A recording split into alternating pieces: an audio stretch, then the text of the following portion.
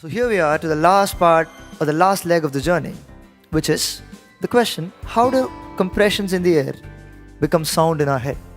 It's a pretty interesting question, and we know that anything to be perceived by our brain finally has to become electricity.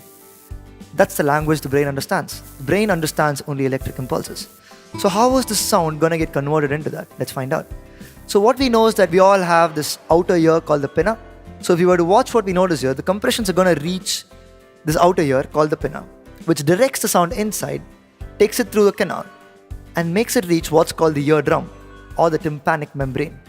Now this membrane feels those compressions and rarefactions. It kind of vibrates along with them. That's why it's called a drum. It behaves like one. It's a membrane, very thin membrane stretched out. Yeah, so it begins to start compressing and relaxing based on that. Now that is not much. So what happens is that compression is amplified many times, usually about 20 times, by 3 bones inside. It's called the hammer, the anvil, and the stirrup. So these 3 bones amplify that little sound that you have, the little compression and rarefaction, and that part of this amplification happens in what we call the middle ear. So the middle ear from the outer ear, the pinna, it goes inside, these 3 bones make up the inner ear, they amplify the sound. So the outer ear's purpose, bring it in. Collect the sound, bring it in. The middle ear's purpose is to amplify the sound. And after this amplification occurs, this sound is allowed inside the inner ear by what's called the oval window. And this oval window puts it inside the inner ear, which is called the cochlea, where this sound is converted into electricity. Now, you would find out how exactly this is done. There is a fluid inside the cochlea which begins to start vibrating at this level, at the same range at which the air vibrates and then the bones vibrate.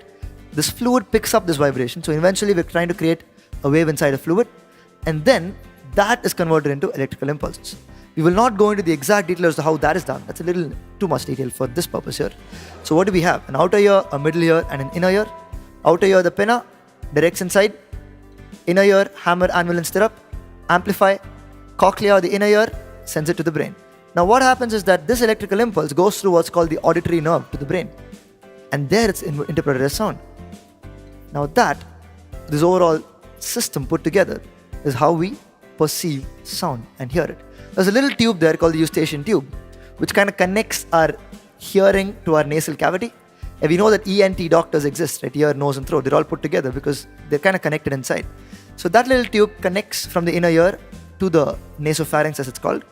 So, but it's not really very important for our purpose here, right? So for our purpose, what we observe is that compressions in the air are converted into electrical impulses. Download BYJU'S, your personalized learning app.